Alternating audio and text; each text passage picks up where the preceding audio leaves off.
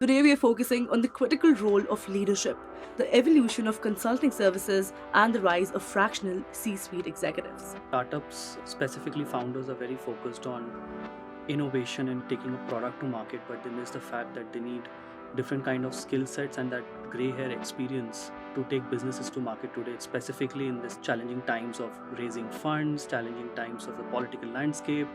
And I think from an investor's perspective, they are not investing only in a business, they are also investing in a team. Providing on-demand access to C-suite expertise has become a game changer, you can say, for startups.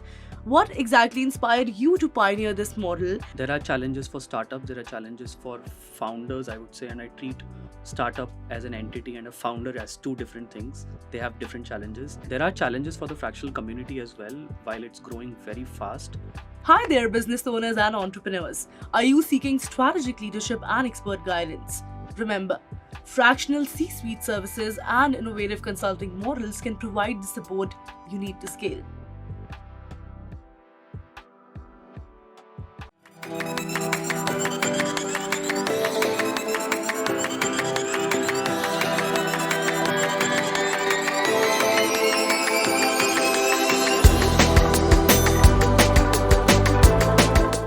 Hi, this is Kripa Anand, and welcome to the Canadian SME Small Business Podcast, where we explore the strategies and innovations that empower startups to achieve sustainable growth.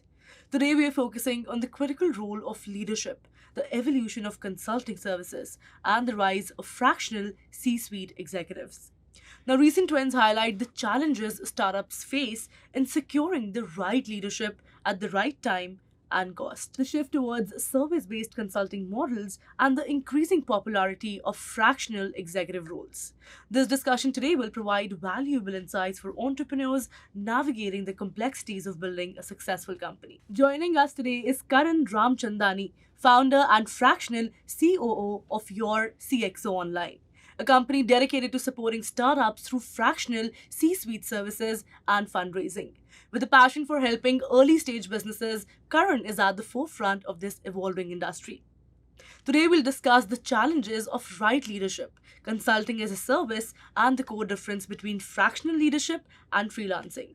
Let's begin. Karan, firstly, welcome to the podcast. How are you doing today? Thank you so much. I'm doing good. It's our pleasure to have you, Karan. Now, your CxO Online focuses on providing fractional C-suite services, right? Let's start by exploring the challenges of securing the right leadership. To begin with, according to your perspective, Karan, what are the key challenges that startups face in finding the right leadership at the right time, at the right cost, and how does exactly your CxO Online address these challenges? I think startups, specifically founders, are very focused on innovation and taking a product to market, but they miss the fact that they need different kind of skill sets and that gray hair experience Yeah. to take businesses to market today, specifically in this challenging times of raising funds, challenging times of the political landscape. And I think from an investor's perspective, they are not investing only in a business; they are also investing in a team. Right. And that's why a lot of investors and even accelerators don't invest today in founders who are all alone running businesses. They want a Right. co-founder and they want a team. Right, in place. because people are considered the biggest asset any company Yes. can have, right? Yeah. And I think the other thing also is that at every stage of a business, from inception to ideation to going to market and to scaling up, different kind of leadership is required. And that essentially brings you to the point that you need leadership who brings the experience you need at the right time. And then it's essential for a startup who's not able to afford the right leadership at the right time, that they need this leadership invested at the right cost as well. Right. I think that's the gap which we are trying to fill. No, very interesting, because a lot of small businesses, right, they are already very constrained on the budget, right? Yeah. So having something that is not so heavy on the pocket is always something that works out, right? And also, that's a very insightful perspective, Karan. It's clear that access to experienced leadership is crucial for startup success, and that's a very strategic support and very valuable. Now, building on the theme of service delivery, let's discuss the evolution of consulting. Now, Karan, what are the gaps in traditional consulting models, and how is the consulting as a service approach changing the way businesses access and utilize consulting expertise? I think there are only gaps in that consulting model. If you go back predated to, pre-COVID probably. Yeah. Nobody was comfortable, having a consultant or having an employee working remote, Right. right? And that was, I think, the opportunity for big four consulting firms to, run a headcount based business, that your client is in North America and you have your offshore business also in North America, and still you're consulting and taking benefit of the cost arbitrage basically. Right. I think the market has changed now. More people are, businesses are comfortable remote, businesses are comfortable working in a setting where they don't want to retain people anymore. It's becoming more and more on demand, Right. more and more contract based, I would say. And that big four consulting concept, I think, is diluting day by day. One, it's very costly. Excuse me. One, it's very costly for SMB or enterprise to to afford consulting. I'm fine. So it's very difficult for enterprise or SMB to afford consulting today. Right. And I think that whole demography of enterprise to enterprise consulting is now breaking down. More and more companies are going to SMBs and smaller companies who are Right. niche, good at their work, and they provide value for service. Right. I think that's the major change. The startup industry on the other side never could afford consulting, but the more and more complex the infrastructure of the startup ecosystem is getting, you need that niche skill, from a finance perspective, from a legal perspective, from a risk perspective. And I think that's where the old consulting model, which is which doesn't work at all. Right. And if you go on demand on old consulting models, it's not affordable anymore. That's definitely a very, practical and I'd say an efficient approach. Now, the shift towards on-demand expertise is, transforming the consulting industry. And this kind of flexibility, I think, is also very important. Hi there, business owners and entrepreneurs. Are you seeking strategic leadership and expert guidance? Remember, fractional C-suite services and innovative consulting models can provide the support you need to scale. Now, Karan, let's shift our focus to the distinctions between fractional leadership and what we call freelancing. Yeah. Right? Now, in this fast paced startup world, it's essential to have the right leadership model in place. Understanding how to leverage external expertise can play a crucial role in scaling efficiently and strategically. Please go ahead and educate us about what are the core differences between fractional leadership and freelancing, and why is it so important for startups to understand the difference?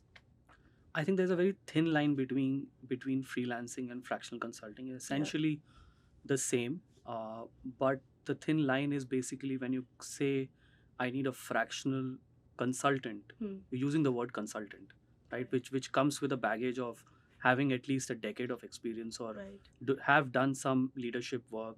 You've been there, done that kind of a thing. You've been in those shoes, so you understand Yes, what you're talking yes. about. Yeah. So that's where you differentiate between a freelancer who is who might have a few years of experience, yes, but he's a hustler. He's somebody who's executing.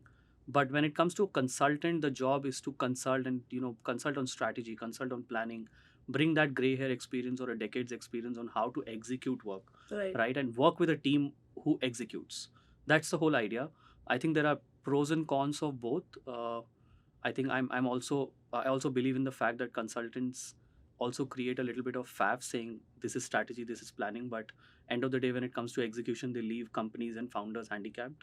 Right. And I think that's another area which we are working on. We want to make sure that if we are providing a C-suite as a service to our startups, we make sure we take responsibility and accountability of execution and their business success. And I think that is a missing area where nobody's focusing on. No, that's a very, real gap that you have identified to bridge. And also, that's a very crucial clarification, because understanding these core differences is, essential for making informed hiring decisions. And this kind of nuanced perspective is very valuable. So, thank you for that, Karan. All right, it's time for a short break right here, but stay with us as we dive deeper into how CxO Online is disrupting the startup ecosystem, including their upcoming AI platform. You won't want to miss what's next. Hey, you think you know UPS? Yeah, that's us. Everybody knows that. You know what you didn't know? This. Okay, try to keep up. Ocean, us. Ground, rail, air, so us. Guess who? Us. Customs cleared, borders cleared, done. Us, Still with me? Wait for it. Boom. Us. Intelligent, automated, fulfillment. Us. Yep. Healthcare too. Digital your thing? Yeah. Well, book it, ship it, track it. You feeling me yet? Yep. That's all us. That's all UPS.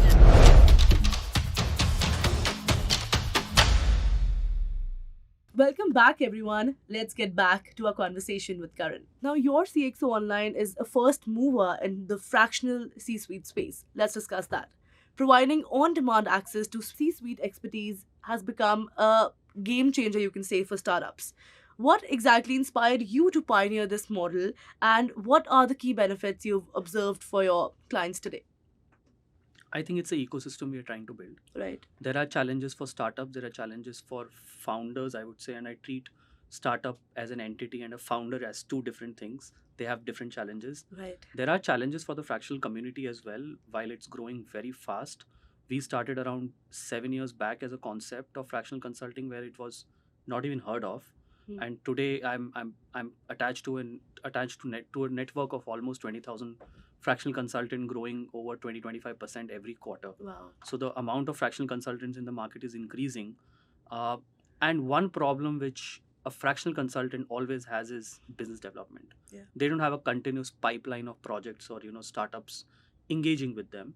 That's one problem. And the startups on the other side have an issue of getting the right fractional consultant on board at the right time, at the right cost, and with the right uh, contractual obligation. Because one difference between a freelancer and a fractional consultant is you don't want your CEO to leave in 3 months. of course. You can fire a fractional, you can hire another, Right. a freelancer, but Freelancer. you can't do that with a CEO or a CRO. You want them to stick to your business. Of course. And for a fractional consultant to stick to a business is against his whole idea of fractional consulting.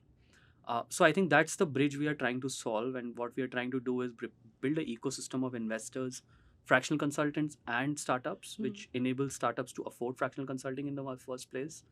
It gives a continuous pipeline and organized pipeline of startups to work with for the fractional consultant, and investors could probably take benefit of this through the fractional community, that they are now getting startups who are way more sophisticated when it comes to their team and strategy, and there is a C-suite, a well-vetted C-suite who's taking care of the startup, Right. and who has been there, done that, and it's not only the founder pitching, a product or a service. This is now a C-suite which is seasoned in startups, Right. working on a startup and pitching it.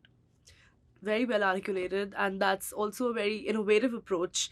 Providing access to executive level expertise on demand can be transformative for startups, especially. And this kind of strategic thinking is very much needed, and also very, forward thinking approach, I'd say.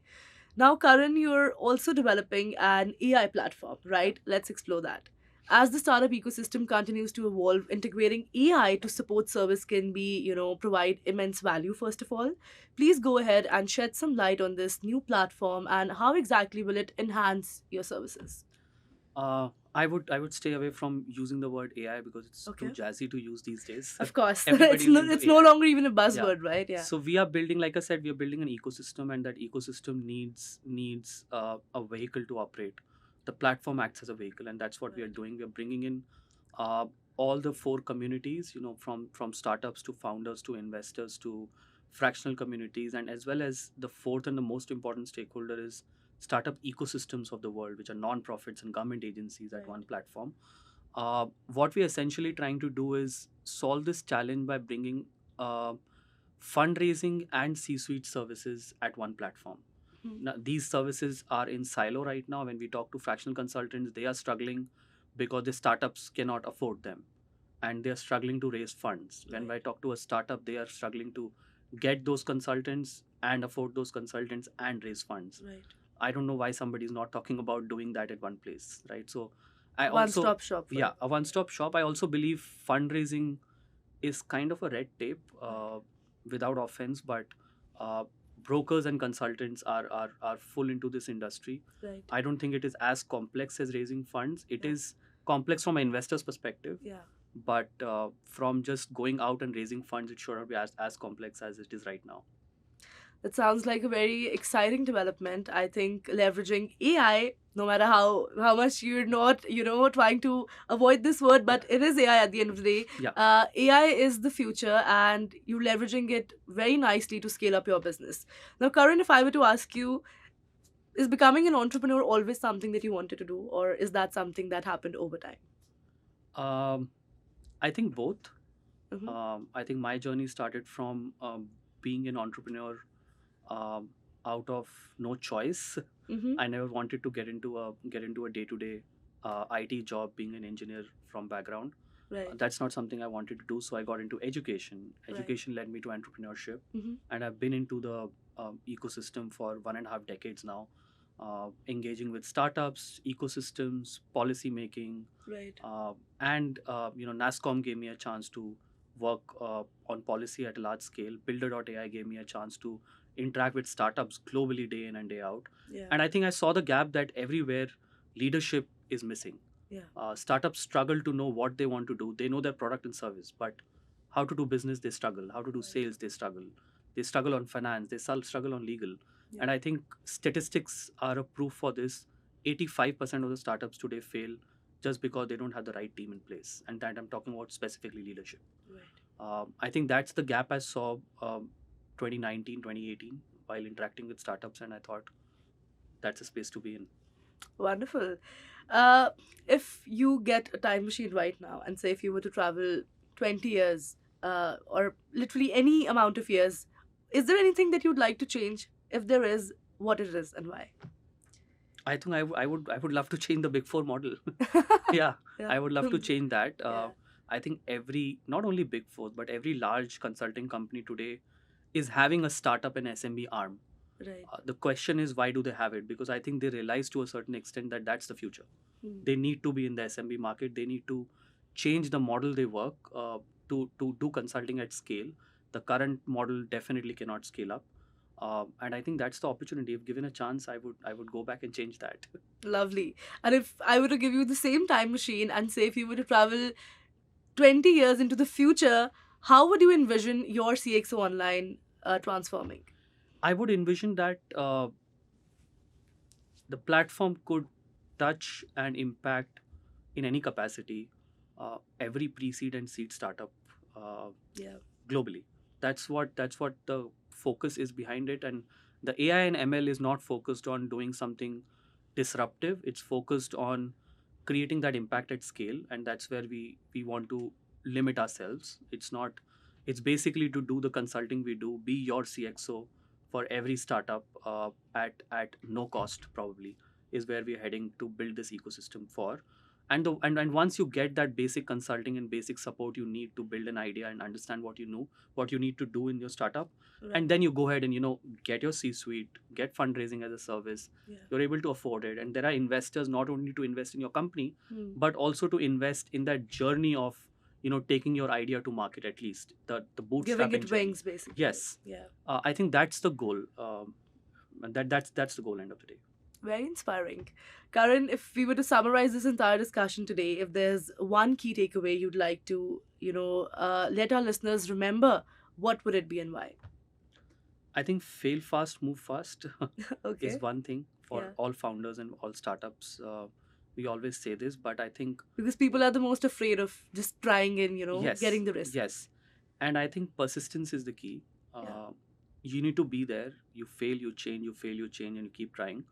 I think that's what you need to do. I think within your CxO, spending 1.5 decades in the industry, I think I would have changed what your CxO does a million times in the last 5 years, and now we are trying to shape up a concept which is getting in the market and fitting in the market. So I think that's one thing I will always say to any startup. Wow, talking like a true entrepreneur. Before we let you go, Karan, finally, one piece of actionable advice you have for our listeners. If they were to listen to you right now and do something right after the podcast episode, what would it be? What would you suggest? Uh, I think what I would suggest is, whatever idea you're working on, make a small version of it, the simplest version of it. Yeah. Take it to 10 people in the market, Yeah. and see what happens. get their suggestions, Yes, get their yes. thoughts. If they say you are bad, that's a good thing. If Yeah. they say you're good, great.